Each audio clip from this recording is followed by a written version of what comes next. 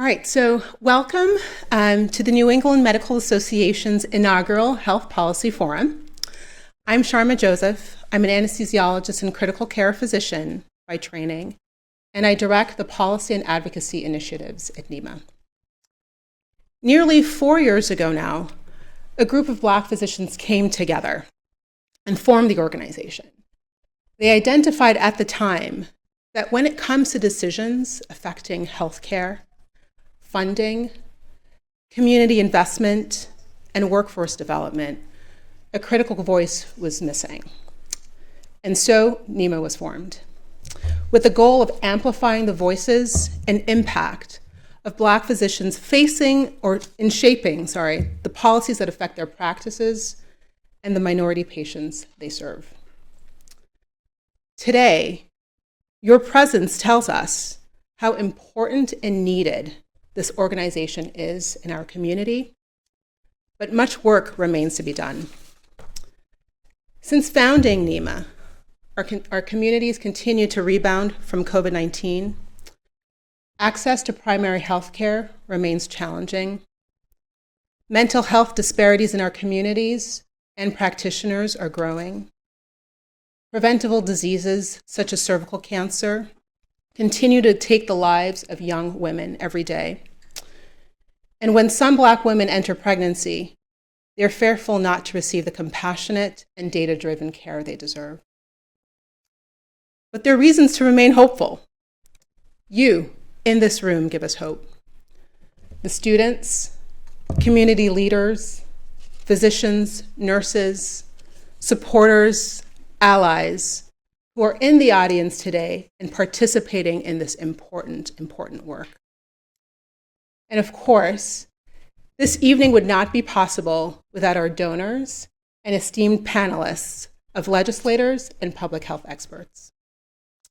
I would like to personally thank you, Senator Nick Collins, Senator Liz Miranda, and Dr. Bisola Ujikutu, who tonight will engage us in a thought-provoking and meaningful conversation.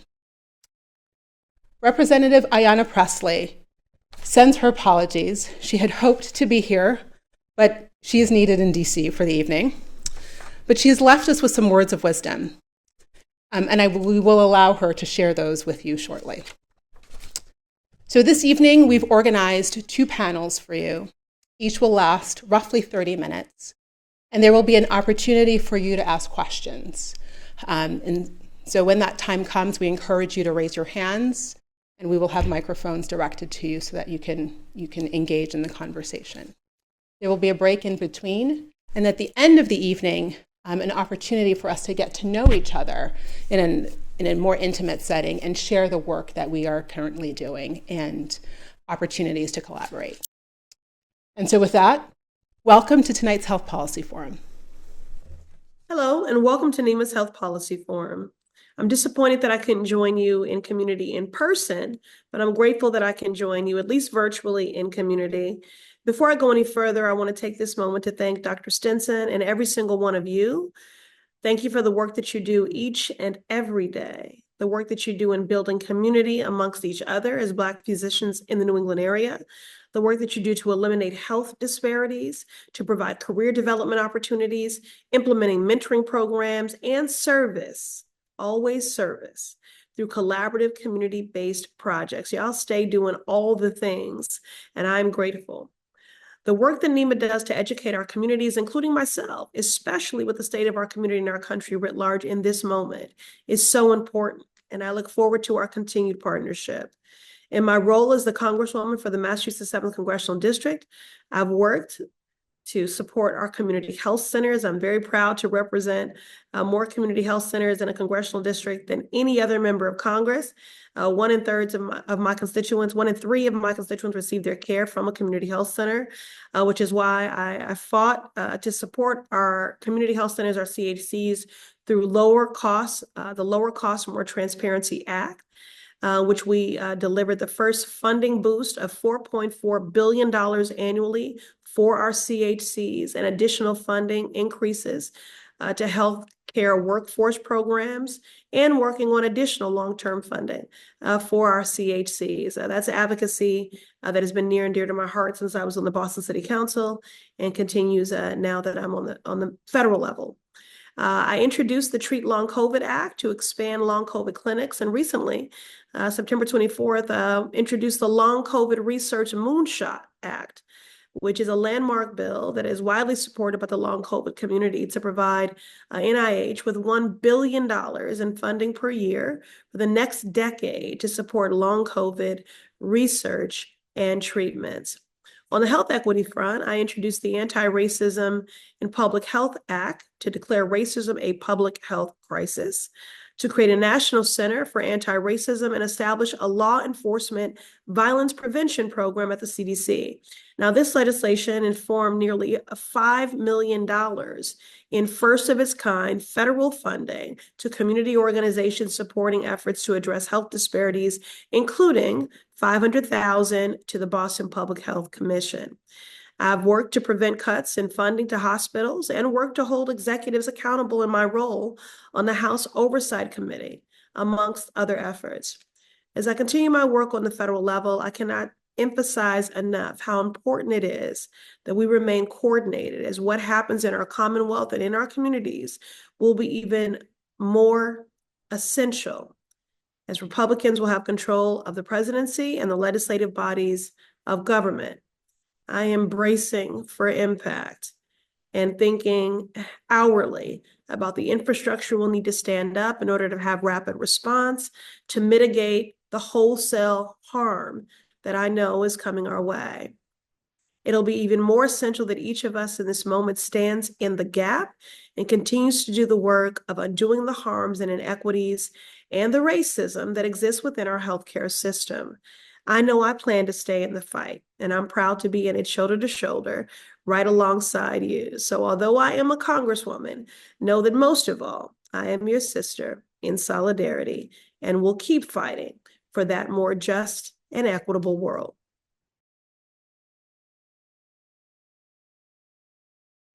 So my name is Elena Stinson. I'm an emergency medicine physician at Boston Medical Center, the founder and president of New England Medical Association. And it's with immense gratitude that I stand before you guys in much excitement to welcome you all to the NEMA Health Policy Forum. To see so many of you gathered here today, individuals who care deeply about health equity and well-being of our communities. It's nothing short of inspiring. And before we dive into the important conversation ahead, I must take a moment to extend a heartfelt thanks to Congresswoman Ayanna Pressley. Congresswoman has been unwavering and dedicated in uplifting community health centers. Her recognition of racism as a public health crisis and her tireless work on long COVID has been an inspiration and exemplifies advocacy in action. Her leadership, the leadership we need to dismantle health disparities, exhibited in her work daily. She reminds us that addressing systemic inequities in healthcare is not just an ideal, but a moral imperative. And as the Congresswoman so aptly said, we must embrace for impact. This means not only acknowledging the challenges we face, but also preparing ourselves to meet them with courage, collaboration, and creativity. And together we have the opportunity to build stronger infrastructure, a foundation that we can stand and counter injustices in our healthcare system. And our goal is nothing less than to undo harm and create a more just and equitable world for all. So today, I invite each of you to take a front seat in these critical conversations. And this forum is not just a space for dialogue, but a platform for action. Listen intently, engage fully, and ask questions. And as much as our panelists will share their insights with you, we hope that you will also turn to our audience today and ask for thoughts and ideas as well to guide their work in the State House. And let this be truly an interactive and collaborative experience. And our hope is that you leave here today feeling empowered, connected, and equipped with actionable steps to strengthen communities and improve healthcare access and outcomes.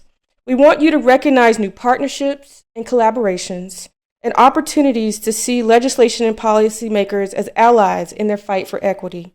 As we embark on today's discussions, I encourage you to remember that this is not just about identifying problems, but also about building solutions. Solutions rooted in community, grounded in justice, and guided by the voices of those of us who have been historically excluded.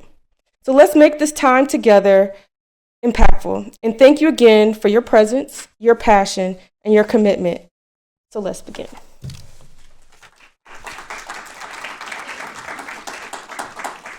So I first want to introduce our panelists, Senator Liz Miranda and Senator Nick Collins, if you can join me on the stage.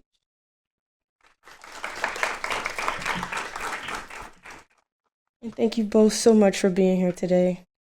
I'm going to do quick bios for those who may not be familiar with their work. So Senator Nick Collins is a 4th Suffolk District Senator of Massachusetts. He's been in this role since 2010, and he's dedicated to community-driven solutions. He's known for his family-first values and his focus on advanced economic opportunities, public safety, and infrastructure in South Boston and the broader Massachusetts area. His notable achievements include enacting one of the nation's strongest pay equity laws, supporting women leadership in corporate governance, and securing millions of local transportation infrastructure and entrepreneurial programs. So thank you. And then we have Senator Liz Miranda, who is state senator for the 2nd Suffolk District and has been in her role since January 2023. And with her team, they are extended as newly reelected in November 2024, so congratulations. She brings extensive experience in community advocacy and leadership and holds a BA in Africana Studies, Urban Studies from Wellesley College, and has served as principal of Miranda & Co. Consulting Group, an executive of Hawthorne Youth Community Center, and co-president and SCORE for More, Inc. Miranda also has been active on the board of Union Capital Boston and as a mentor for the Dudley Street Neighborhood Initiative.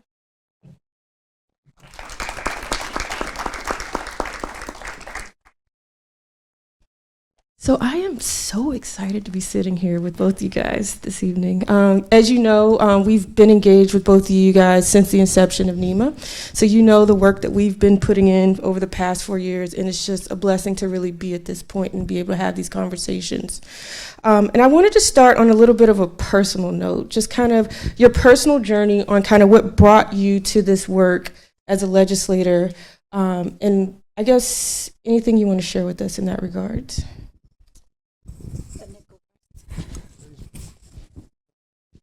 Well, thank you very much, Dr. Stinson, and everyone at NEMA for pulling us together.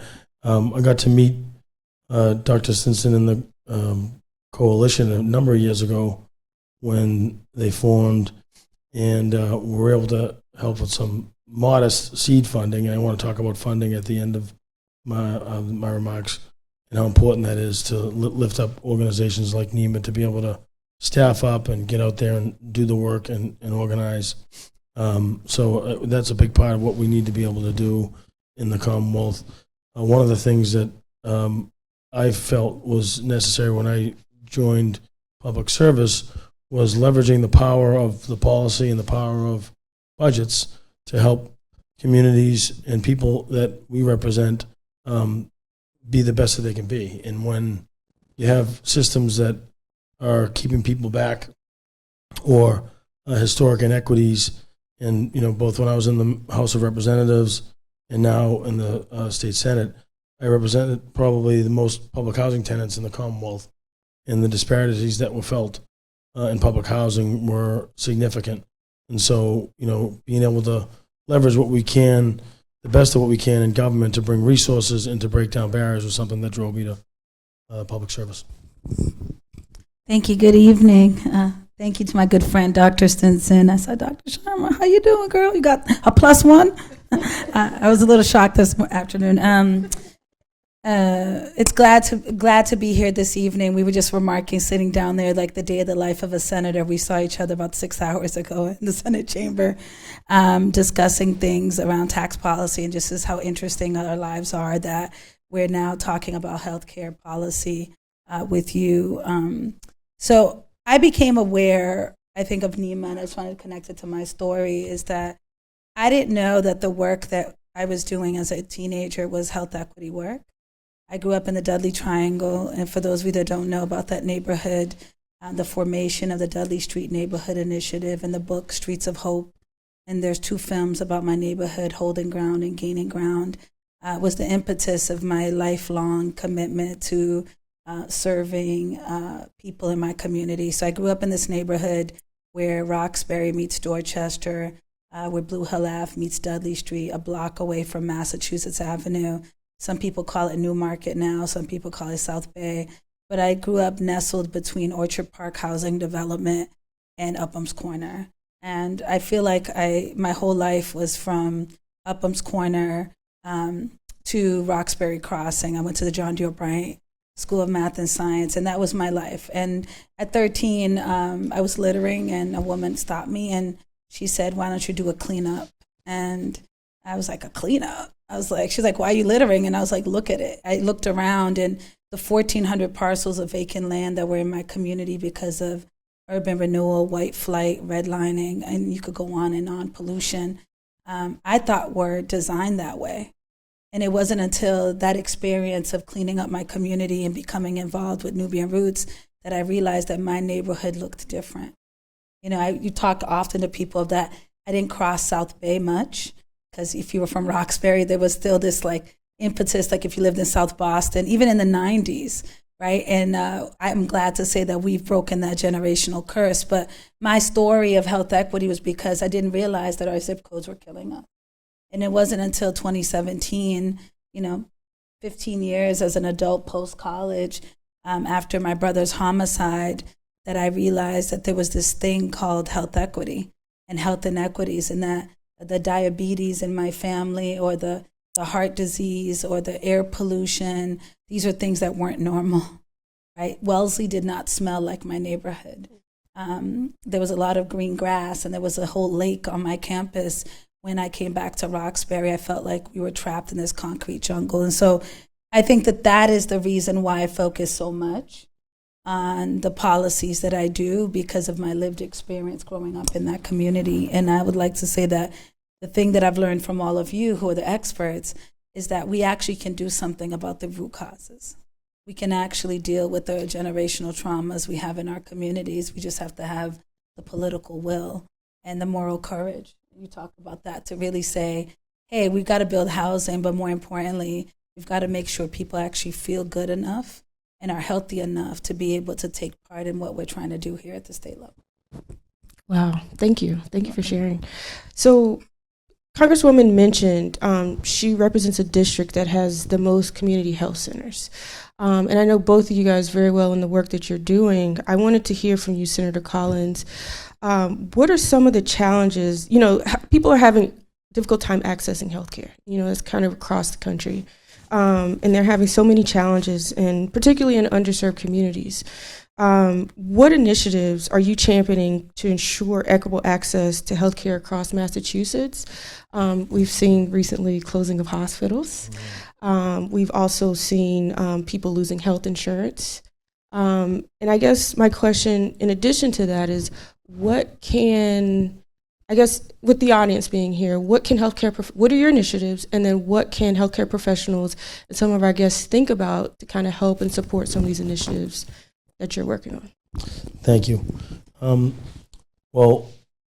First, one of them that we worked on during the COVID-19 pandemic that we identified, actually working with the Boston Housing Authority, was how many residents, and then it became forward and worked with I forget exactly the agency. The programs are housed at the BCYF community centers when there was food access and food insecurity response.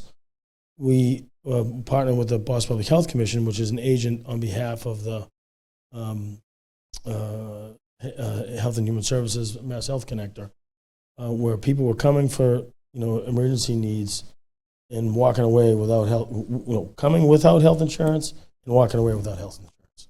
And by creating this dynamic where at the time in 2020, the Boston Public Health Commission partnered with the Boston Center for Youth and Families during that, and the Boston Housing Authority to drive the increase in enrollment, because you can't have a relationship with the PCP if you don't have one, and the historic barriers to that and the mistrust was so significant. Even with healthcare for all here in Massachusetts, that was still a huge barrier because of the mistrust. So one of the efforts that we're on currently that we would like to see really get the state support for, which had, and Carney Hospital was one of them, for a number of years now, and Senator Miranda and I were talking about this earlier.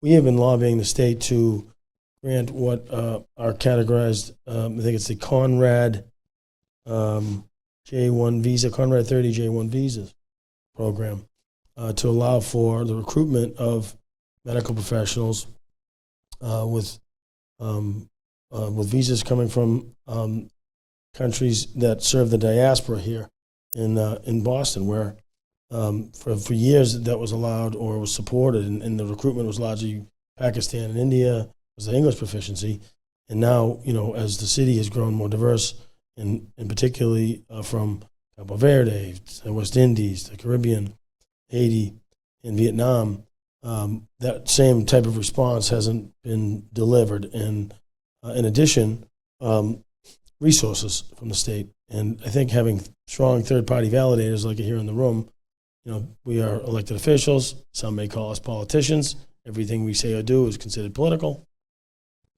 And it's hard to question the credibility of a physician in a physician's organization. Probably the most fierce debate that we had in the legislature, and my wife's a physician. She's a geriatric physician. I did her residency at Boston Medical Center. And she was a resident at the time. I was in the House of Representatives, and there was a piece of legislation before us, and we were pushing to pass that would make the prescription monitoring program mandatory. At the time, it was voluntary. The Mass Medical Society must have been the most fierce advocate at the time, was cautioning us against it, and we ended up breaking through that. But I saw how much respect that people in the legislature particularly had for physicians. So advancing that and expanding that program to allow for that type of recruitment, which I think is critical. I learned over the course of time, and particularly serving the Haitian community, from the legendary Dr. Bonet about some of the real interesting cultural competency gaps that exist with Haitian patients if they're not getting the right type of care from the right type of professional. And then really funding. Half of our state budget's $58 billion. The state, half of that is Health and Human Services. And we're not seeing enough of that in the communities proactively. And, the funding's important, but I also think we need some stronger and more diverse leadership at state level, particularly the Department of Public Health. And I know that Dr. Jakutu is here, and no one's more versed in the challenges of our city and our state as it relates to health equity, I don't think. And from a medical and training perspective, unquestionable, but also the lens, and I think that's critical. And if we don't have that, and we don't really have that right now at the state level, I think we hear the talking points and they sound good, but the action's not the same, and the funding's not there to back it up where it should be. And we have the money. So I think being able to prioritize that and getting the support from not just our colleagues in the legislature, but also prioritizing that and those type of efforts where we know we have a supporter and advocate in the governor. But I think that person, the top doc in the state, Department of Public Health, I think needs to be more diverse. And on that same vein of access, Senator Miranda, you've had some successes at the Senate, especially around maternal health. And I wanted you to just kind of talk about this amazing blockbuster bill that you got passed this year and how this is going to, right? And how it's going to impact maternal health, maternal mortality, and what can we in the audience and as clinicians do to kind of help as you move forward with this bill? Well, thank you. Like I said earlier, that many of us come to this work to serve people. Earlier today, I shared that the greatest good for the greatest number of people is what we all strive to do. You're not going to get it right all the time. People are not going to agree with you. But my story begins that in my first week on the job in 2019, March of Dimes did a presentation for all the women elected. One, I was surprised at how little women were elected. And now I sit in a body where there are 11 women. And in the Senate out of 40. But at the time, freshman class was probably one of the biggest freshman class, but I was like walking into a room as a Wellesley graduate, like, hey, where are all the women at? And March of Dimes dropped a bomb in that room. There was me and Representative Nika Elugardo. We were the only two Black women at the time when we came into the State House. Representative China Tyler was the only Black woman in the entire Massachusetts legislature out of 200 seats. So we had, I guess, what is that, a 200% growth? Is that all right? So there were now 3 Black women in the state legislature. And they said basically the 10 worst zip codes in the Commonwealth, 6 of them were in the city of Boston and Holyoke, I think New Bedford, Brockton, and another place, Chicopee maybe, had rounded out where the places in the Commonwealth of Massachusetts where people were likely to die before, during, or after childbirth. And I walked out of that room sobbing because I, like many of you, like, how does this happen in Boston, right? We're the best in everything. That's how I felt, like best in healthcare, best in public health, life sciences, biotech, entrepreneurship. We rival the West Coast. I was like, this is impossible in Massachusetts. And I was, my world was Boston, but I knew that this was a special state. And I began to cry and remembered a story because I was so focused on my brother's homicide and his death and honoring his legacy that I came into the State House really focused on that. And when I got in the elevator, all these memories started coming back that I had watched my little sister give birth to a baby that was 21 weeks old. Her name was Mila. She didn't survive. And my best friend at the time had to pay out of pocket for a doula to help her with the last month of, I didn't even know what a doula was, but I remembered her saying how expensive it was for her to, because she didn't have anybody. And then my other friend had such bad birth trauma that she went home complaining of pain, and the doctor told her it's probably nothing. And 2 weeks later, almost had sepsis and died because of an injury during the birth of her daughter. And so all those memories, and by the time I got to my office, and full out crying, they probably were like, she's not even ready for this job. I said, I as a Black woman cannot do nothing about that. So that took 6 years from that moment of the March of Dimes till the governor 2 months ago signing it into law to make the most comprehensive bill in the nation to support birthing people, which we should all be proud of because you all helped make it happen. And so my point with that bill is there's a lot of good stuff in it, but I think the pieces that I want to highlight is the postpartum depression work that is in that bill, the access to birth centers. We only have one birth center in the Commonwealth of Massachusetts right now, and I've seen 2 close during my time here in the state legislature, and I've seen a maternity wing, actually 2, close across the Commonwealth. And the one thing I don't agree with the governor on is that there is a maternity desert in the Commonwealth. It takes too long for anyone that wants to give birth, particularly if you live on the South Shore in a rural community or in central Massachusetts. Where are you going to get your care? And so the pieces that we put in the bill are to fortify and make it Massachusetts a better place. 2 times for Black women to be dying at the rate of white women is unacceptable. No one should be dying due to childbirth here in the Commonwealth of Massachusetts. And I'm a firm believer that if we listen to the people most impacted, which we did to form the first piece of legislation, and I think we listened to people throughout, that's how we got to a place that we were really strong, that we actually lift up the ceiling and the floor for everybody, right? And so if you make the conditions better, but we have a long way to go. And I just want to end that the thing about, you had struck this chord when you were speaking, Dr. Sharma, like there's a hopeful spirit that I have around accomplishing things, but Rep. Rushing, before he left the State House, told me that policy without implementation means nothing. And so right now the anxiety that I have is that I feel a lot of hope. I'm very proud of what we were able to do as a Commonwealth. And other states were looking at us, and other states, Pennsylvania's right behind us, Michigan and other places, because they know that where Massachusetts goes, a lot of people follow. But at the same time, because there's a lot of red tape in healthcare, thinking about like actually how do we move the needle for doulas, for birth centers, for midwives, and the other interventions that we believe will make the Commonwealth safer. So I think that's the unique place we're at right now. Awesome. So at NEMA, we are really taking on this saying from action from awareness to action, because we see a lot of that here in the Commonwealth and just around the nation in general. We've identified all of the problems. We know what the issues are, but putting things in motion tends to be the hardest part. And what you mentioned, implementation, like struck a chord with me. And I want to ask both of you guys, so advocacy is one arm that we have here at NEMA, and it often requires strong partnerships, and we are constantly looking for collaborators and partners around the Commonwealth and even outside of Commonwealth as well. But we wanted to ask you, between legislators and community organizations, how can organizations and individuals in this room build more effective partnerships with lawmakers to advocate for health equity and actually put all of our awareness to action? It's a great question. And, I commend the New England Medical Association, because if I know based off of my wife's day-to-day, how difficult it is to do your regular job and then tack onto that driving, an agenda like this in St. Louis, because it does take a lot of effort. I mean, I know that Senator Miranda can speak to this.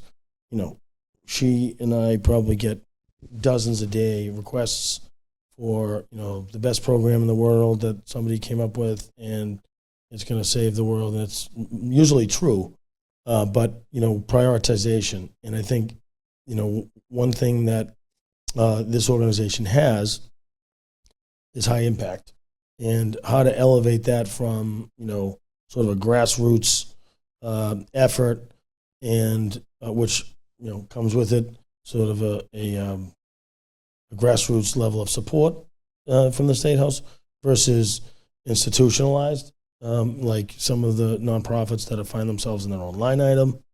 And I think that's key, because once you're there, it's hard to get out of that position.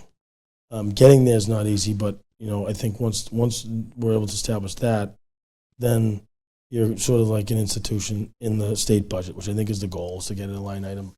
But the work is one that is not it can be time consuming, but one of the most effective ways is to collaborate with the different coalitions within the legislature. So I know that Senator Miranda is a member of different caucuses. We have a couple different caucuses that probably make up the majority of members. The Boston Delegation's one, Gateway Cities Caucus, which covers a lot of the communities that Senator Miranda mentioned that also are dealing with health disparities. And then there are also some smaller caucuses that focus on different issues that in and around public health and equity. And I think by helping you and helping your organization, get into those spaces and see, because to be honest with you, they're all looking for the solutions too. And when you have the right advocates, the right messengers, we've worked for a very long time supporting organizations like the Louis T. Brown Peace Institute, and they're doing the work in anti-violence and trauma response, and now such a commodity around the country that in order to keep them and their attention on Massachusetts, we're really leaning in with some funding to make sure that they can continue to call this state home, and everyone comes here to get trained and served. And so I think that's a critical point, is to get NEMA into a place into the legislature with our colleagues that is more of an institution than an advocacy group. So I'm going to say 3 points, and one is going to be right alongside my colleague here, which is the building and joining of existing coalitions and not recreating the wheel is a very powerful thing to do. We see, he mentioned Mass Medical, we have ACOG, we have a bunch of organizations that practitioners are members of. We won't talk about if they're effective or not, but the point is that they have huge lobbying power, right? We have the Health Equity Compact that's right here, which is 85 professionals of color who are working on health equity day in and day out across numerous institutions in the city of Boston. I was very proud to file that bill and help get it passed in one of our chambers, because one thing I do know is that health equity has to be at the cornerstone, and we need to be listening to the people that are most impacted. But the second point is a little different, is that we need to decolonize a little bit about whose voice matters when it comes to the engagement of the issues that you care the most about. You are a constituent, you are a resident of a place. Everyone here has a representative and a senator. You have 2 U.S. senators, you have a congressperson, you have a mayor, you have a town select board or a city council. There are people that, whether you went to the ballot box or not, by the virtue of where you live, are meant to represent you. And we do not hear enough from people that I would say have an opinion, are deeply moved by something or deeply changed by something, and we need to hear more. It only takes, I know I can speak to it, we get hundreds of emails. We're the only 2 senators out of the 6 that represent parts of Boston, 23 neighborhoods that are in the city of Boston entirely. I know that I can't go to a grocery store without someone stopping me or being at a sorority meeting and Miss Jenkins being like, let me talk to you for a second. What about that bill? You know, like everywhere I go, people know that I work for the city of Boston. It only takes 3 to 5 phone calls or 3 to 5 emails for a thing to be a thing. I know that we're very busy, but we have highly competent staff that they're checking for themes. And sometimes I'll walk in the office and they'll be like, hey, this is a thing. You got 5 phone calls about this, you know, and you should call these people back. Now, usually one issue, one story may not move us to work on something immediately, but when you start seeing some themes, and that's what we started to hear from our communities. The third piece, beyond building and joining existing coalitions and then decolonizing the way we approach our elected leaders, is that advocacy begins from the heart. And the most effective thing that I did for gun violence was tell my story about my brother being killed. Now, I've lost so many friends and community members, so many I can't probably name. I started losing them when I was 18. But something really happened to me when my brother was killed. Like Michael losing his life after I had this long career of trying to make my community safer just changed things for me. And that's why I ran for office. And so that story alone help elevating an issue that we think we're actually doing well in the Commonwealth. We have the lowest number of gun deaths. We have tough gun laws, right? Is to say to people, regardless of that, for the 250 families that have lost a loved one to gun violence in Massachusetts, that number does not matter, right? That number does not matter. Their loved ones do matter. And so encouraging you all to think about the issue that keeps you up at night, and to think about the story that is connected to that, and to think about who in the state legislature is going to connect deeply with that. There is somebody. And when I got there, like there was supporters that I couldn't even imagine. In maternal health, there was Representative Hannah Kane. She's a Republican woman, white woman from Swampscott. And I was like, what do we have in common? But you know what? She stood up after I spoke and said, I lost my daughter too. Right? And that was a very effective way to do some bipartisan work, because no one is immune. And the same issues with gun violence, someone stepped up and said, I lost my sister due to community violence, or I lost my loved one because of domestic homicide. And so there are definitely allegiances, and you might not think that they're with the same people, but they're definitely out there. Thank you. I don't think we have time, but maybe a minute, but I think you spoke about something that is critical, how this gun violence has shaped your life, especially when it hit close to home. But how should we be thinking about this as a public health crisis, at least here in Massachusetts? I mentioned one thing, this is your lane. I was so moved when we were doing police reform work and we were doing work on gun violence that doctors, Thea James at Boston Medical Center was doing national work with Javi. And I learned about hospital-based. I don't know why I never thought about this, but everyone with a penetrating wound goes where? To a hospital. And who best but to talk about the ways in which we can help those folks that survive, or the families of those that have perished, by sharing what they have seen in terms of health inequities and what happens when a family is impacted by homicide. So if I could leave that with you all, is that it is a public health crisis. This is your lane. You know a lot about it. Each topic area, there's various ones, but I'm talking about gun violence right now, to be able to impart on us as legislators. We are not the expert on everything. You know, I've learned a lot about maternal health, but I am not a doctor. And I've learned a lot about gun violence, but I'm not a public safety or public health professional. But I learned that I cared about an issue, and doctors came to me and said, I believe this is my lane, and so I'm going to help you. And Dr. Lash, I think she's now, I don't know where she's at right now. Is she here, Lash? Hey, girl! She, was a fellow in my office while being a resident. I was like, what are you doing? But the work that she did in my office to educate me and my team about where we should pull the lever on maternal health was invaluable. So I just want to say thank you. And you committing to me helped me be a better legislator. That was awesome.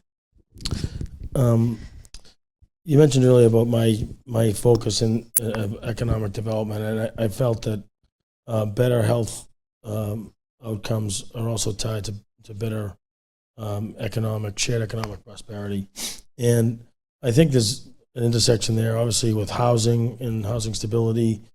So, being able to weigh in and sort of lending credibility to some organizations' efforts in those areas, I think will also put them in a position where they're going to want to return the favor when it comes to an initiative that maybe NEMA may be working on particularly. And I think of another issue that is central to health, but it's also to transportation equity, and something that Senator and I have worked on for a long time now, which is the electrification of the Fairmont line, which runs from South Station to Roxbury to Dorchester to Mattapan to Hyde Park, and for the longest time has been burn diesel through the communities.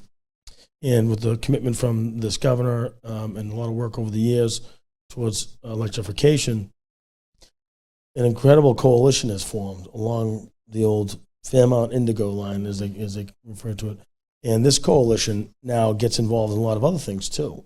And I think it would be a natural ally. And they come from CDCs, they come from other environmental spaces and transit advocates. And you find that maybe places that aren't necessarily a natural connection that they have, and I think that's part of it too. I think that's part of their success has been to join forces, as Senator Miranda talked about, with other coalitions, and I think that's something that would be positive in NEMA's future. Awesome. We could talk forever, honestly, but I do want to open the floor up to the audience for any questions that anyone may have.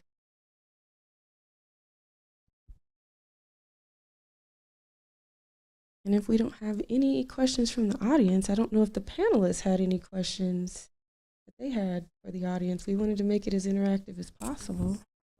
I think I'm really interested in finding out what are the barriers.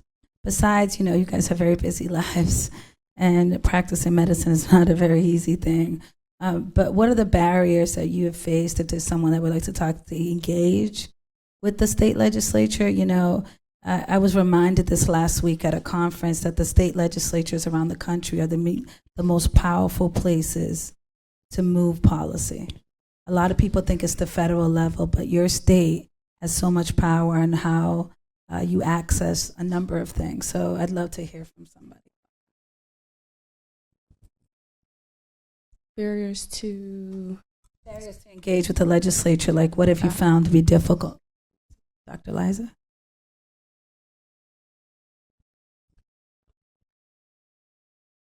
We have a mic coming for you. Thank you for calling on me. My name is Liza Swidarski. I'm a practicing gynecologist, and I've dedicated my practice to community health. I've worked in 7 community health centers, 4 federally qualified. And so I think one of the barriers I've had, I moved to Boston in 2002 from Chicago, where as medical students, we trained all over the city. Health centers, Cook County, there was no, this is a health center patient, this is a mass health patient. So it was I think coming here, one of the barriers I've found is feeling a bit like a newcomer and sometimes reaching out to legislators. And how do you get a response if you're not aligned with a larger group as a doctor in the community? So that's one of the barriers I have. But I also had a question piggybacking off of that, because one of the things you mentioned, Senator Miranda, is not to reinvent the wheel. So sometimes I do get creative on how do I reach the community and educate women. And you mentioned ACOG, and I've been to the ACOG day in Washington. But as ACOG, American College of OBGYNs, there's no matter how many of us show up in Washington, the maternal health crisis still exists. I think issues with education upstream are still a problem. So could you further I don't mean to take back your question, but what at some point address what did you mean by not reinventing the wheel? Because some of us have worked in systems for 25 years that the data hasn't changed, especially in communities of color. I was mostly talking about grassroots. Both what me and Senator Collins was talking about. We get requests from a lot of organizations and people who have an idea.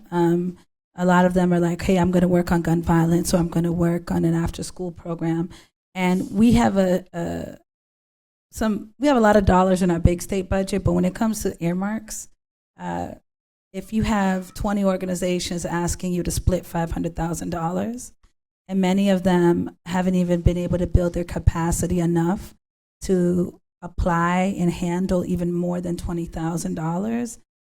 There's this barrier there around access and sharing resources. And so what I've often shared with people is, you're doing sports work and Score for More is doing sports work. Can you find some alignments to figure out how we could then give a bigger grant to maybe create like an ecosystem of sports in Hyde Park, for example?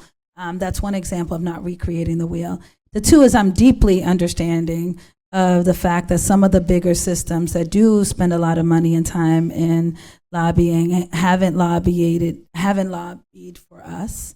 And it's really frustrating to be part of these systems where you're like, I am a doctor too and I have a voice, but yet the policy and the legislative agenda does not match what we're seeing in our communities. And so I often tell the folks, like, being a part of that still matters, because when the time comes that you do need to say something and someone is paying attention, it's important. But being part of NEMA might be a secondary relationship or primary relationship, depending on your connectivity to the organization. But having both of those experiences, you're going to learn about two different tracks to get to the same thing, if that makes any sense, And I found more and more people are coming to me as part of many different coalitions. And I want to uplift the Fairmont Indigo Coalition, because they have realized and they've taught us that transportation equity is a racial justice issue. It's also a health justice issue.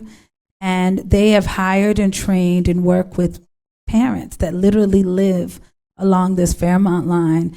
And they're the best organizers I've ever met in my life. You ever see a Black grandmother organize her building or a housing development? And the idea is like transportation not being an issue that just applies to somebody else. They're like, no, we deserve adequate transportation.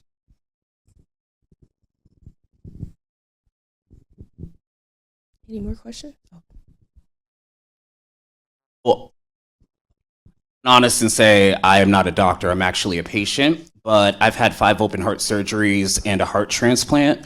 And with that being said, earlier you were talking about wanting to give education, be it to women. You were also talking about gun violence patients as well.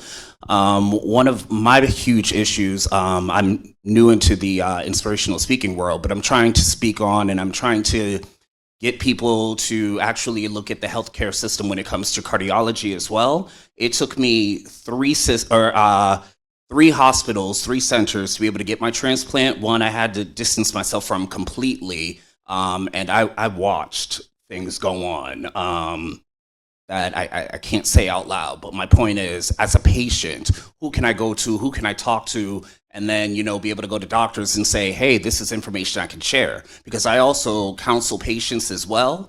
And they actually prefer hearing from me or other people who have been through a heart transplant as opposed to actual doctors, because we know the actual situation. And especially as a person of color, and primarily the doctors that these patients are dealing with are Caucasian. And, that's me included. And I'll just give a small example. When I told doctors back in the day that I was not going to miss a Beyonce concert, I just wasn't going to. But, that's part of my social background. And I understand that that might not be the norm as opposed or along with others that I've researched. But I'm just saying, there are things that need to change that way as well. And where can I go for that? I'll stop.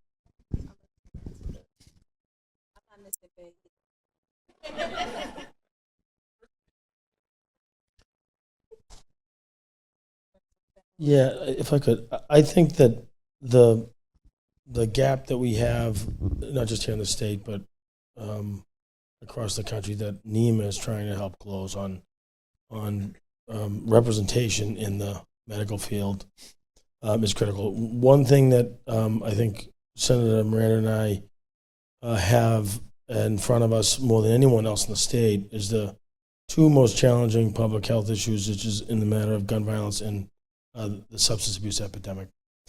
And what we're faced with in our Commonwealth, I think can be solved much like we were trying to solve it with the mental health and substance abuse epidemic. Last year, we made a major contribution from the Opioid Recovery and Remediation Trust Fund to support professionals entering into the field to mitigate the cost of their student loans. Medical school is incredibly expensive, even if you're going to UMass, which is modest, I guess. The access and the barriers to that are significant.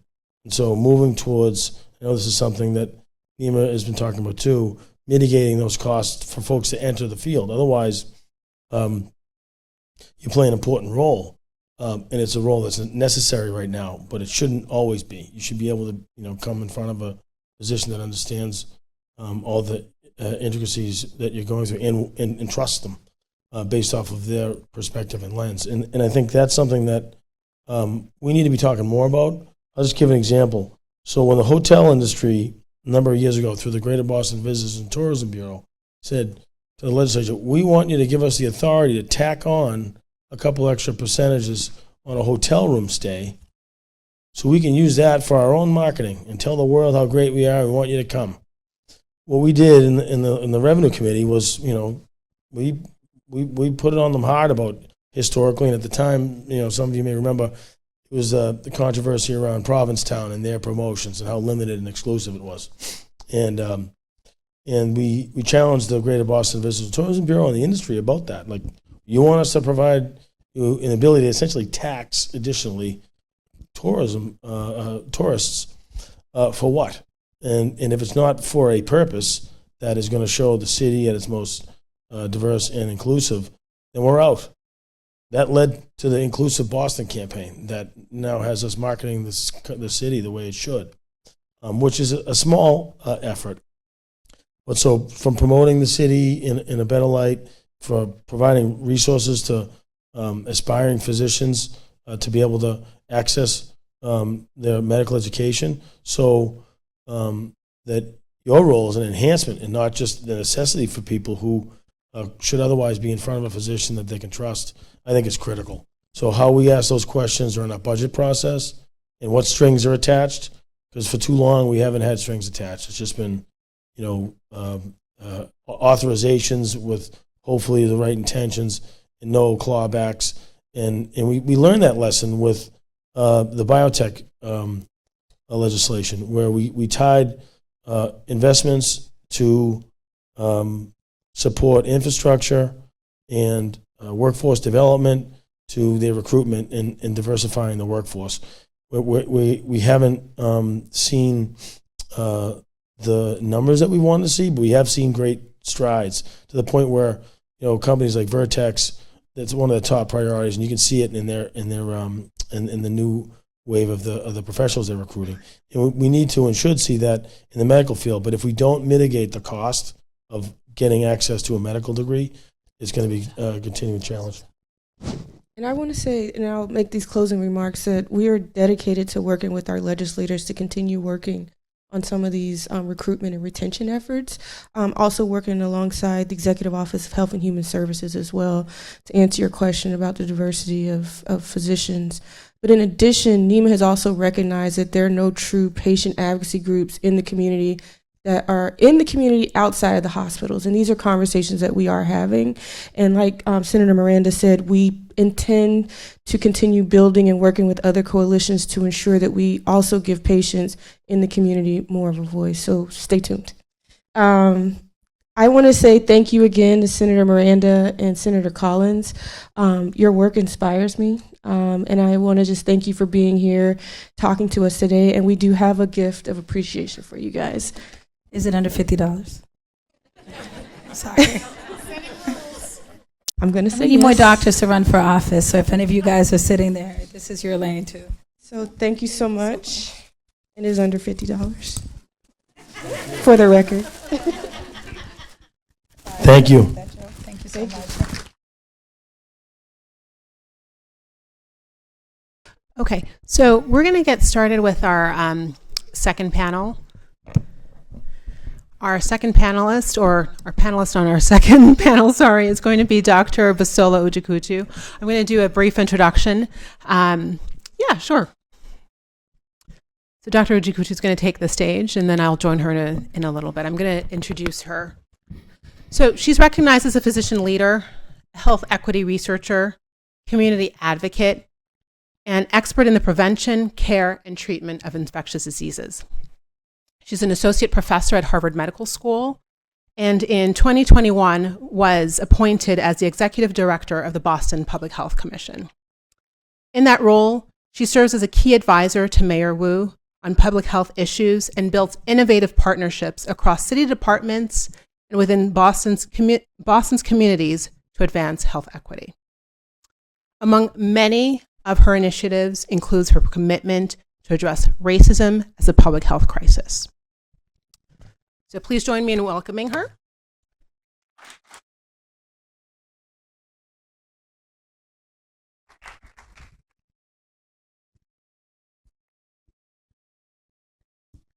So thank you again. I'm really excited to have this conversation with you.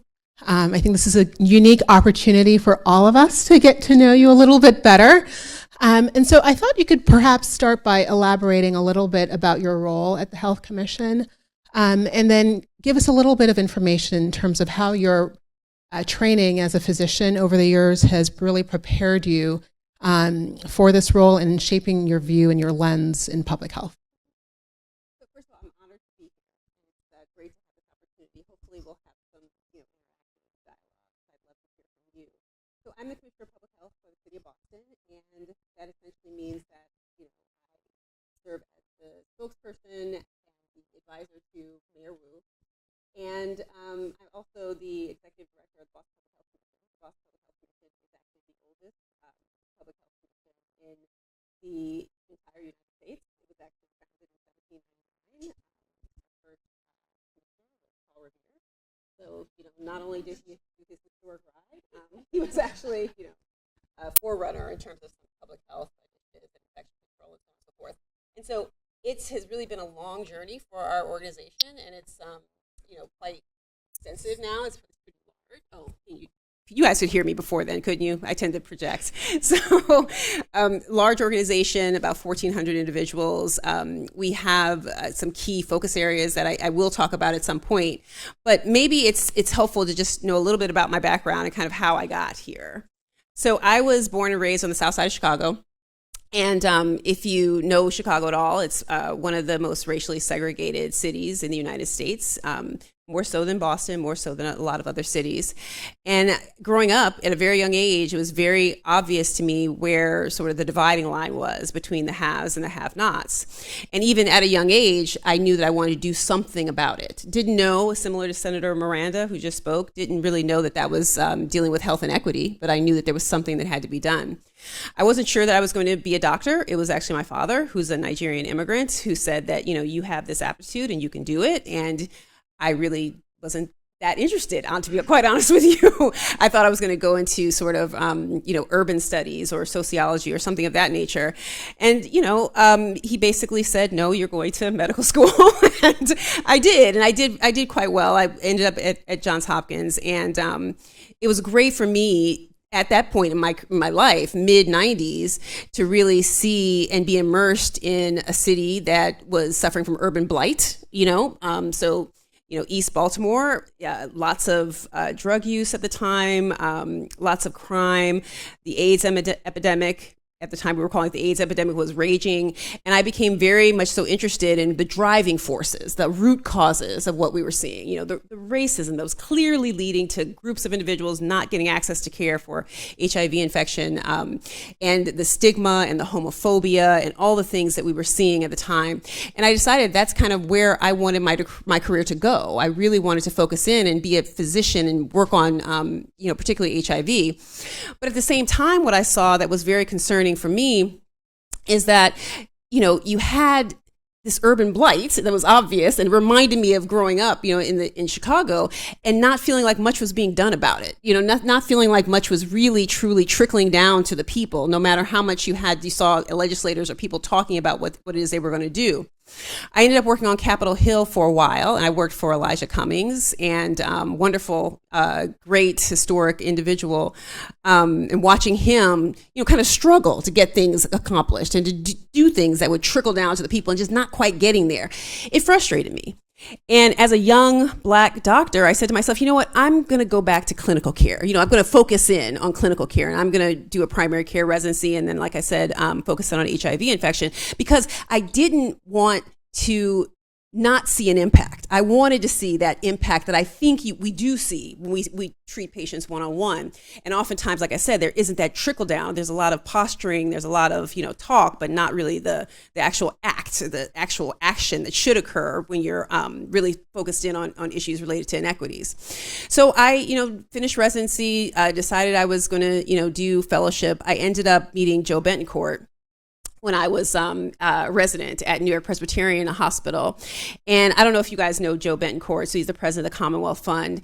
And he said, I know you want to do this clinical care thing, but there's this thing going on at Harvard. It's the Commonwealth Fund Fellowship in Minority Health Policy. You got to go there. You got to do it. You got to be there. And I said, well, you know, I appreciate him. You know, he was doing great things. I think he was really leading and navigating in a very difficult space. And I said, you know, I trust him. And I think that he's right, that I'm not seeing something clearly about what impact I can truly have. So I ended up applying to and getting into the Commonwealth Fund Fellowship. And it was probably one of the most impactful sort of turning points in my career. And getting this opportunity to see people navigating, see leadership develop, really see how you can make a difference and that trickle down can occur. And at the same time, while I was in the Commonwealth Fund Fellowship, the President's Emergency Plan for AIDS Relief rolled out. And I thought to myself, wow, this is something that I want to see happen on an international scale. And it was really fortuitous. I was offered, several opportunities to go overseas and work in HIV care. And I got this opportunity I was offered the opportunity to go to South Africa, which is, if you look at the data, the most unequal country in the world. And it still is, was then, it still is now. And it was probably about a decade post-apartheid when I arrived there. And for me, it was just such an eye-opening experience to see, like I said, that lack of trickle down of big policies, big things, lots of money, not really getting to the people on the ground who needed it most. And what could you do differently to fix that? And how you can really truly think about, we must engage in communities. We must actually, bridge the divide and think about economic mobility and the upstream factors. It can't just be about clinical care. And so for me, it was those experiences that sort of framed my perceptions about inequity. It was really not just the US perspective, it was the global perspective, the structural violence and the structural racism that you see, and that we all should think about when we think about what's happening globally. I ended up staying in sub-Saharan Africa in various different countries for almost a decade of my career, and really fully understanding that, but also realizing that that's similar to what we see here at home. And thinking to myself, I gotta go home and use what I've learned, because I had learned a lot in that time period, and see what I can do here. And that's how I ended up back in Boston and starting out in academia, then working, doing a lot of work around the community, doing a lot of work with public health departments, and then being offered this position. So that was my career trajectory. It wasn't linear per se, a little bit circuitous, but I think that the fact that I had multiple experiences and really had a broad lens on the world, and like I said, on what's happening all over our globe, that really makes me, I think, a stronger leader.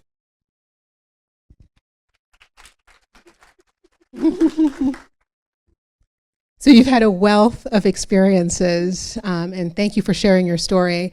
I'd love to hear a little bit more about, I mean, you've mentioned many crises that are happening all at the same time, and many of those are reflected here in Boston, as you mentioned. And so how do you juggle those priorities and, as I imagine, navigate spaces where different groups and people are looking for your support and help through these multiple crises that you've talked about? I have to say that I don't have any perfect answer, and I don't think anybody does. I was appointed to this position in 2021, so we were essentially still in the height of COVID-19. We were trying to roll out vaccines. It was a very tumultuous period. We were all sort of struggling, I think, particularly in public health, with our infrastructure being so weak and disinvested in. But I think one of the things that I learned at that time was just how critical and how effective collaboration and partnership was. And how, interestingly, across the city of Boston, we really were working together. We were talking so much more than even we talk now, which is sad because we should have learned from that experience that we should be talking. We should be thinking about how to synergize our efforts. And for me, all of these complex issues that we deal with, if you look at my agenda on a daily basis, the day starts out and we were talking about the youth mental health crisis, and then we went to the Stewart closure and what should we do about what's happening in the area where Carney Hospital used to exist, and then we move on to substance use disorder and mass and CAS, and then we move on to women's health, and we just go from one thing to the next thing to the next thing. And I have to be honest and say that if we address any one of those issues, like we addressed COVID-19, like we addressed it as a common foe, if we work together and we really collaborate as we should, join forces, even shared resources, we would be much farther along than we are. And we're not.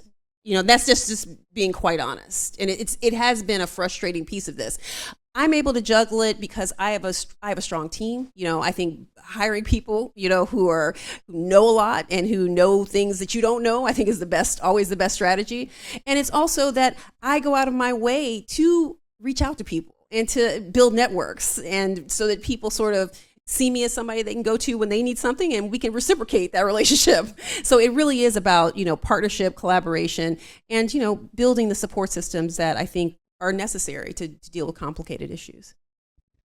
So earlier, our first panelist, Dr. Swiderski, actually asked a question about, how can we actually really engage and help move this needle and have the impact that you and your office is hoping to have. So what would you really suggest for physicians or others in the room who are looking to get involved with the Health Commission? What would you suggest as the approach? So I think that's an interesting question, because I want to be as transparent as possible.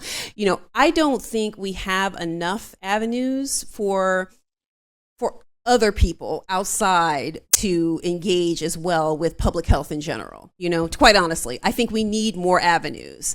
As I thought about this question as I was driving here, I was thinking to myself, well, we have advisory committees. We have several, people, including doctors in the audience, who work with us on a variety of initiatives, but we don't do as well as we should with sort of an open door sort of policy to bring in new ideas, to invite other people in to create change. And I think that's something that we need to work on, and I need to work on it. I do think that's an issue.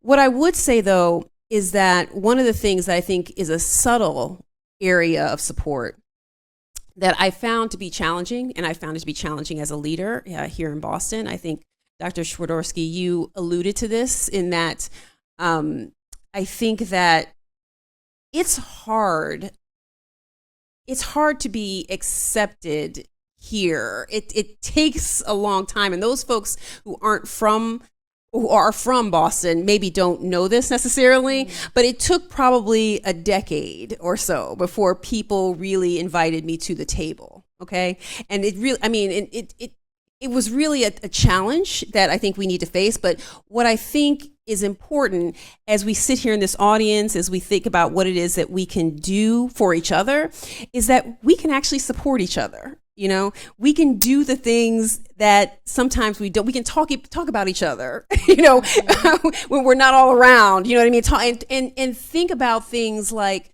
well, you know, I see Dr. Ojakutu, she was talking about this on the radio, or she was talking about this in some article. And do I really trust what she's saying? You know what? I should trust what she's saying, you know, and I should talk about it positively with other people, as opposed to, you know, sometimes we do carry a sense of mistrust and not always supporting one another, and not realizing that, you know, if we all sort of believed that we were all working towards common goals, I think that would be a positive thing, you know? And I haven't necessarily articulated that before, but what I think it is that it's a subtle thing. It really, truly is, because oftentimes me as a Black female leader, I don't feel very supported. You know, and I do sort of look around left and right like, well, wait a minute, who's got my back?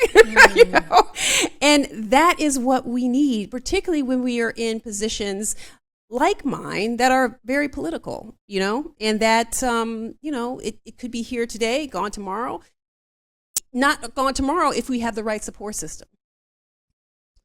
So wise. Thank you for that. Thank you for your honesty. Really appreciate it. I do want to give a chance for questions. If anybody has any questions, please don't hesitate to raise your hand.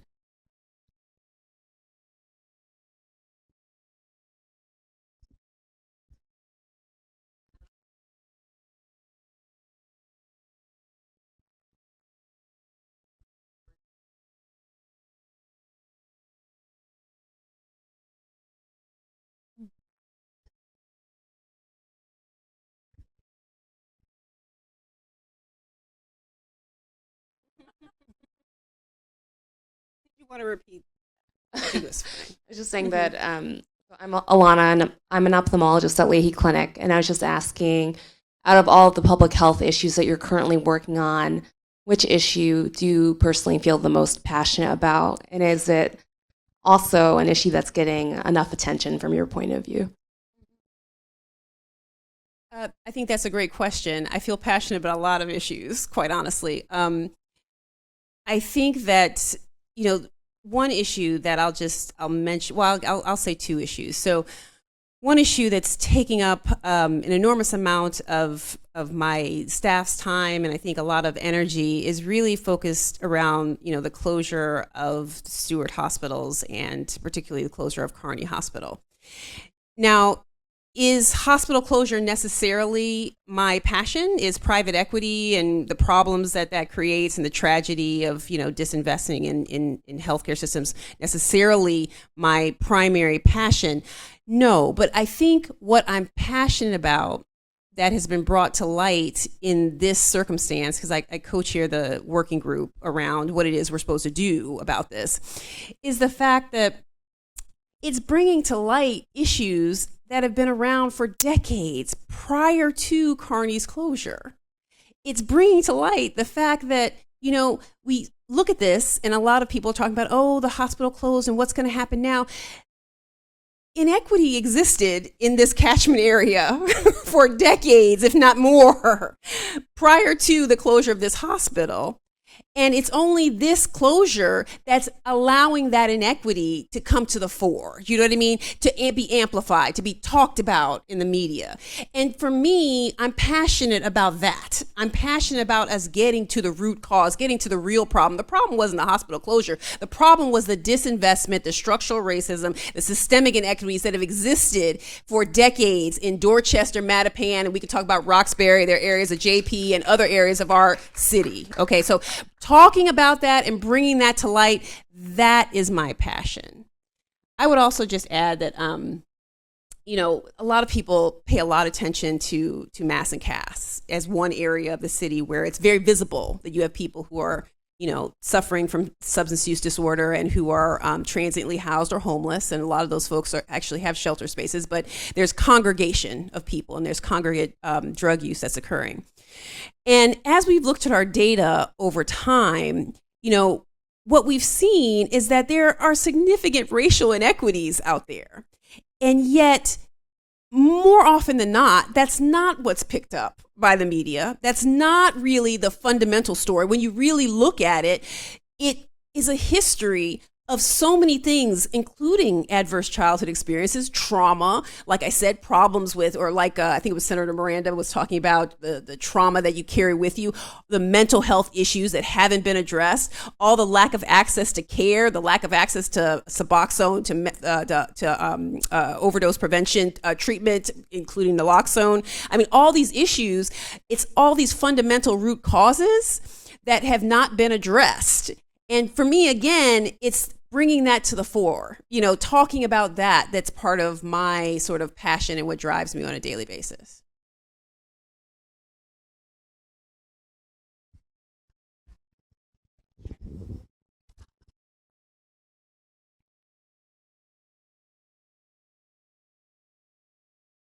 For decades, worked in the political name of it is the hero nurse.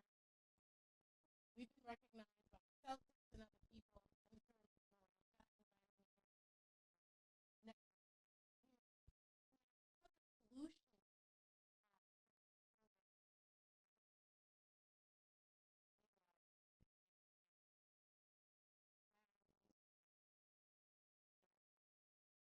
You've been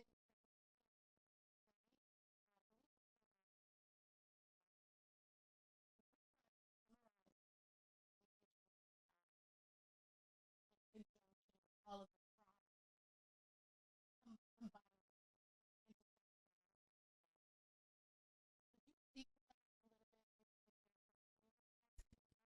So I'm not familiar with that study, unfortunately, but I think you're bringing up a number of really critical issues, including, did you want to talk more? Yeah. I want all of you to the reason that is important is because of environmental and social just to encapsulate all of the things that were happening. And so for me, the continuity of care that is needed in order to address some of these has not been. And so I just wanted you to speak to that a little bit. Where do you see us going as the premier Boston health mecca, mega mecca is supposed to be? Where do you see us going in terms of continuity of care to address the root causes of, say, addiction and all of these other things that I believe a lot of doctors are strong.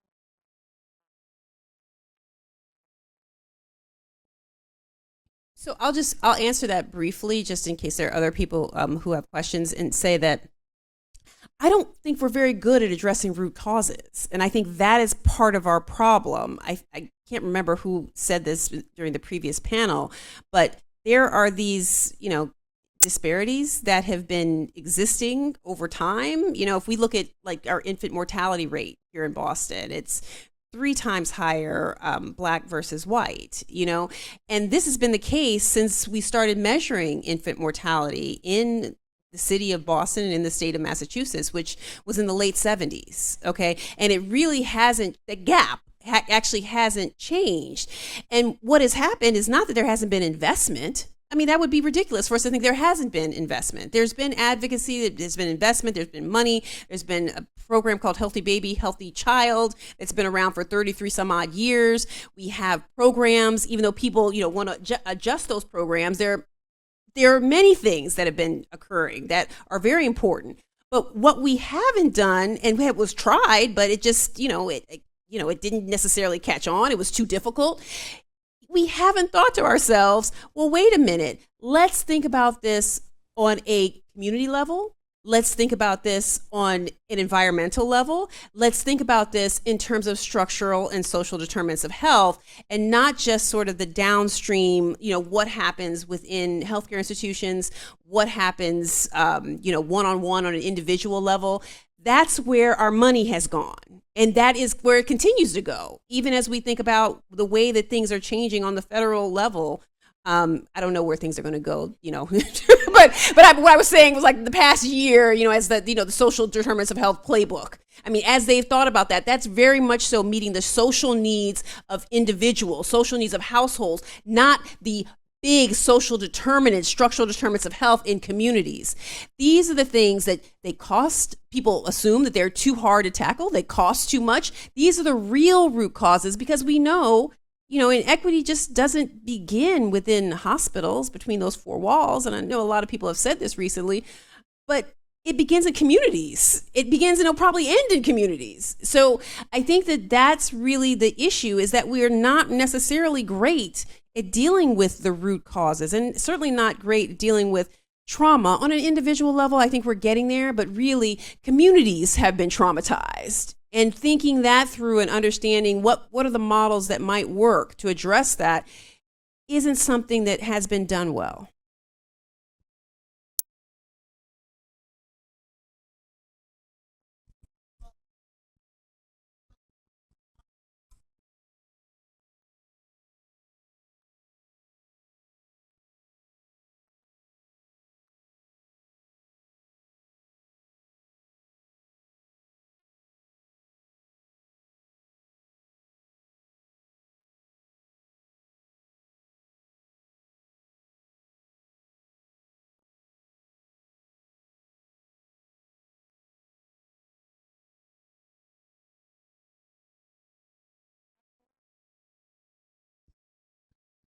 Does anybody else have a question?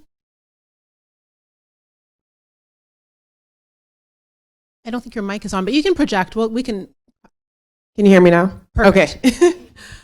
Hi, my name is Tanisha Beckford. I come to this space as a resident of the Roxbury community, as a public health strategist, and I guess lastly, as an emergency medicine physician that works at the Brigham and Women's Hospital. And I purposely left that last because, I hear people saying that, I am not a doctor, but this is absolutely all of our space. And I know that, hearing the word doctor and physician, especially in this space, can be very intimidating, but I want to empower you that your perspective is just as powerful as ours. To be honest, this is a very unique space in which, though we have a lot of doctors in the room, doctors are not at the forefront of all of the advocacy that needs to be happening. And this is why this space is important. And I want to thank the women of NEMA for creating this space so that doctors can come out and really voice how they feel about the communities in which they live in. My question for you is really about the change in the political climate and how this has really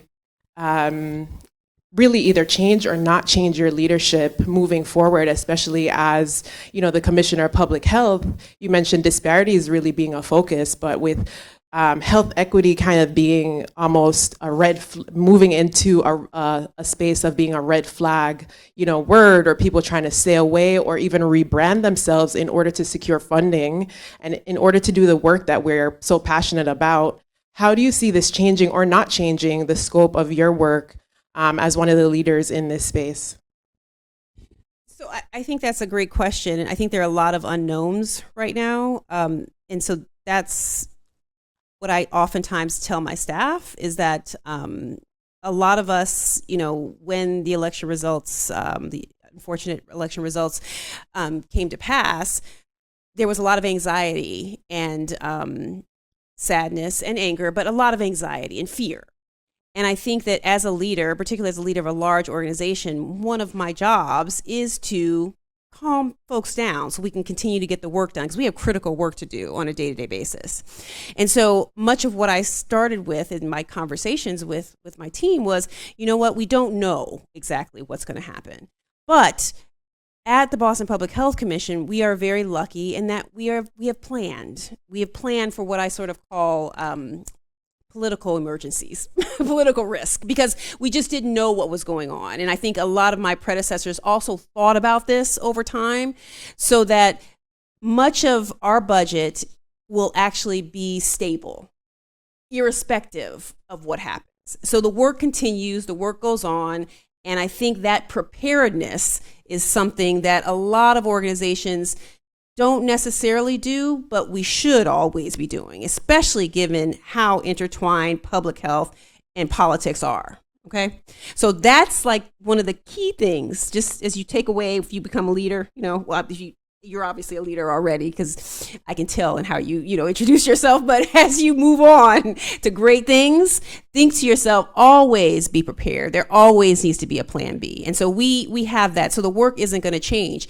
But I think what I worry about, to be honest with you, again, is to say that the attitudes of a lot of what's happening on the federal level, and the disinformation, the misinformation, but it's also just the communication, the way that people are being talked about, the way that things are being said that are so negative and so insulting. And that attitude, to me, is something that I probably at this stage am more worried about, just because I think that has a way of trickling in to all of our daily existence. When it's the norm to insult people, when it's the norm to address people and assume that, whether it's sexism, racism, misogyny, whatever it is, when that becomes the norm, that changes society.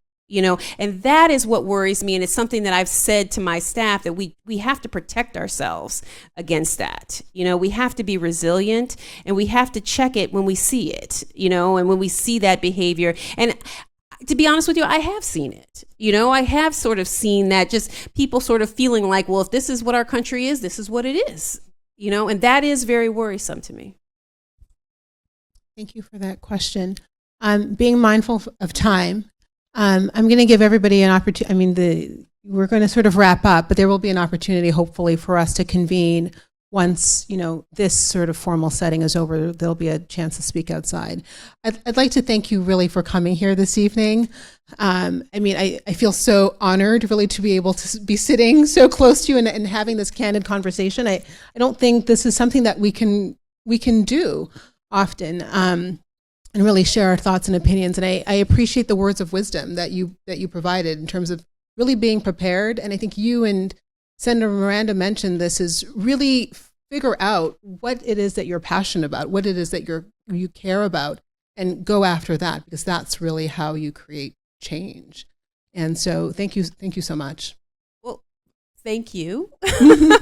I'm honored to be here, and just wanted to thank NEMA for all the work that you all do. And yes, thank my friend, my colleague, Dr. Stinson, who I've known for quite a few years and who've worked with. I just think it's an outstanding organization, and just really proud of the work that you do. Thank you.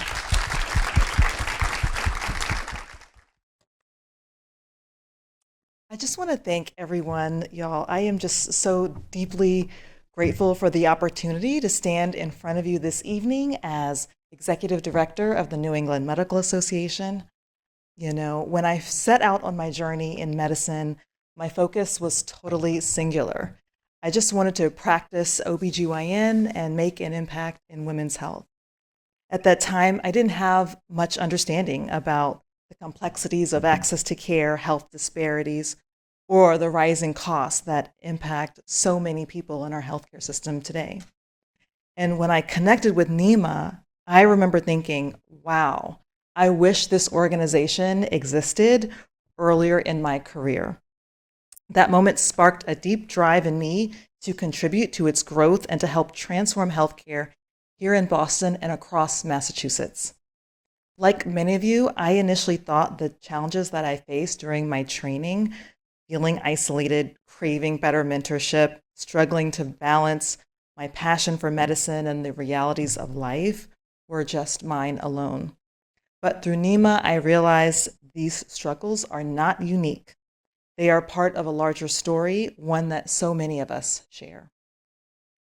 I was inspired by the brilliant physicians and leaders in NEMA, many whom are here today and are thriving in their careers, excelling in medicine, balancing work and family and personal fulfillment.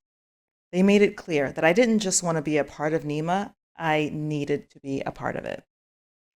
Through our programs like White Coat Trauma and Racism and Our Joy in Medicine, and this today, we are creating spaces for growth, connection, and resilience. This event today is a testament to our policy and advocacy team. And if you've heard me speak before, you know I once doubted that anyone cared about anything that I had to say about my experiences in medicine. But I was wrong. Who better to address the maternal health crisis or impact of hospital closures than physicians grounded in community? I've learned that my voice and all of our voices are powerful tools for change. As a recovering introverted introvert, I seek the courage every day to continue sharing my insights and reflections because the stakes are too high not to. I hope you've enjoyed today's forum. It was a co-creative process of our leadership team, board, sponsors, members, and partners, and most importantly, through your presence and support. If you want to see more of this work, I encourage you to scan the QR code or connect with one of our leadership team members to explore ways to partner with us today. Together, we can create a future healthcare system that truly serves everyone. So I also want to leave you with some words of Maya Angelou. I've learned that people will forget what you said, people will forget what you did, but people will never forget how you made them feel. And with that, I simply just want to thank you all again. Briefly, NEMA's next legislative event will be in February. We are planning a legislative day at the State House. And I don't want to keep you from our reception where we can continue to network and connect with each other. And thank you all for coming.